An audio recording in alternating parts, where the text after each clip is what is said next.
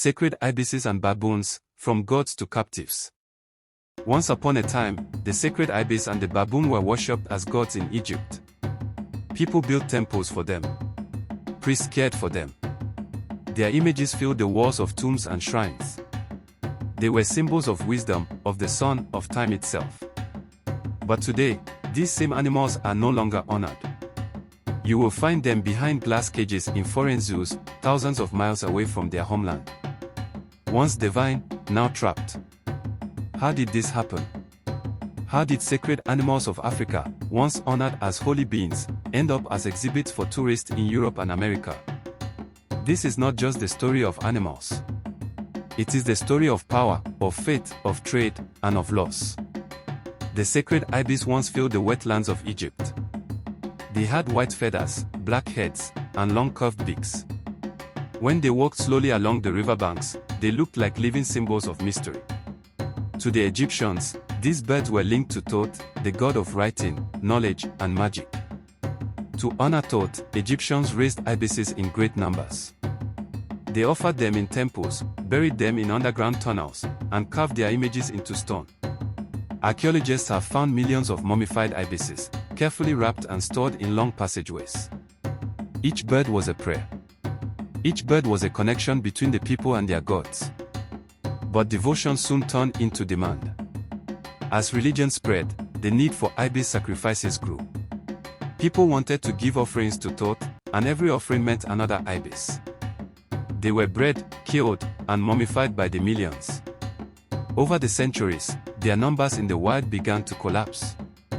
By the 19th century, when European explorers began to describe Egypt in detail, the sacred ibis had already disappeared from its homeland. It no longer flew over the Nile, no longer lived in the marshes of Lower Egypt. The sacred bird of Thoth was gone. Beside the ibis stood another sacred creature, the baboon. The Egyptians saw baboons as companions of Thoth and also as creatures connected to the sun god Re. In many paintings, they appear sitting upright with their hands raised toward the rising sun, as if they themselves were worshippers. Baboons were kept inside temple compounds. They were fed and cared for. In some records, they were even decorated with jewelry. For the Egyptians, they were more than animals. They were guardians, messengers, and holy beings. But there was one problem: baboons were not common in Egypt. They lived farther south, in Nubia, Sudan, and Ethiopia. To have them in temples, priests and traders had to bring them up the Nile. The journey was long and harsh. Baboons were wild animals, not used to cages or boats. Many never survived the trip. And yet the demand continued. For centuries, baboons kept arriving in Egypt, filling temples with their presence. But when the temples were abandoned and the priests disappeared, the baboons lost their role. They were forgotten. And then came a new chapter. A chapter not of worship, but of trade.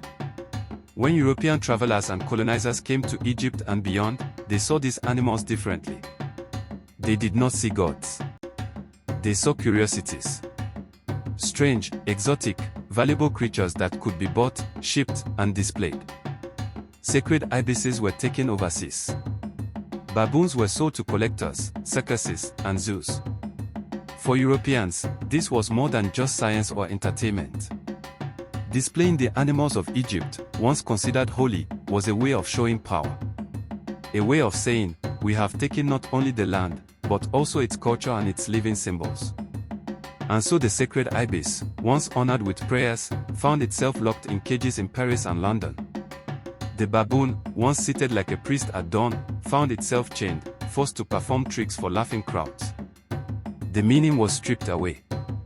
What had once been divine was now only entertainment. The sacred ibis, already extinct in Egypt, lived on in foreign lands. In French and British zoos, people came to see them. Some escaped, and small groups began to breed in the wild. In France, colonies of ibises appeared near rivers and lakes. At first, people admired them. But admiration turned to anger when they were accused of eating fish and the eggs of local birds. The same bird that was once a messenger of Thoth was now called invasive. From gods to pests, that was the new identity of the ibis in Europe. Some were hunted. Some were called. The animal that once carried prayers to the heavens was now killed for being unwanted. The story of the baboon is even sadder. Colonial zoos loved baboons because they looked so much like humans. Their faces, their hands, their expressions seemed familiar. But instead of respect, this led to ridicule. They were dressed in clothes, forced to ride bicycles, made to perform for visitors. They were mocked, not worshipped. In some cases, baboons were even used in experiments. Their bodies became tools for science. No one remembered that these same animals had once been symbols of wisdom, time, and the rising sun. And yet, in the ruins of ancient Egypt, their statues remain. Carved in stone, baboons still sit with their hands raised, forever frozen in prayer. If you are enjoying this story, subscribe for more interesting video. When we look at these animals today, it is easy to see only the present. A baboon behind glass in a city zoo. An ibis standing quietly in a bird park.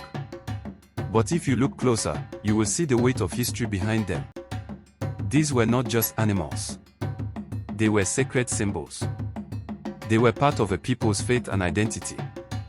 They were taken, traded, and displayed until their meaning was erased. The story of the ibis and the baboon is not just about nature. It is about memory. About what happens when culture is stripped away, and when symbols are turned into curiosities. So what do we do with this story today? We cannot bring back the temples of thought. We cannot undo the cages. But we can remember. We can look at the sacred ibis and the baboon not just as exhibits, but as reminders. They remind us that animals have always carried meaning. They remind us that history can be taken, twisted, and lost. And they remind us that dignity can be stolen, but it can also be given back. Every time we see an ibis by the river, or a baboon at sunrise, we can think of the long path they have traveled, from gods, to captives, to survivors. Once upon a time, the sacred ibis and the baboon were worshipped as gods in Egypt. Today, they are trapped behind glass cages far from their land. But their story is not over. If we choose to remember, if we choose to see them not as entertainment but as living beings with a place in this world, then perhaps we can return to them a little of the honor that was lost. And maybe, in their reflection, we can learn to see ourselves more clearly. If you are enjoying this story, subscribe for more interesting video.